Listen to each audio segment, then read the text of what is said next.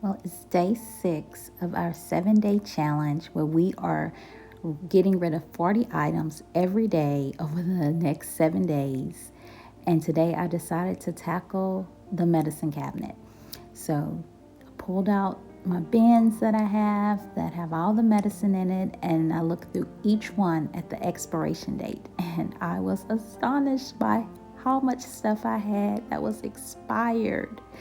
I had stuff that was like from 2014, and then there was something. You remember Boudreaux's butt paste, and then the sticker on here says it's from Eckerd's. So CVS has not been called Eckerd's in a very long time. So that I'm pretty sure is expired, even though it did not have a date on it. I was able to compile everything down into one bin now, and all these items you see here are all the things that's expired that I'm gonna have to get rid of.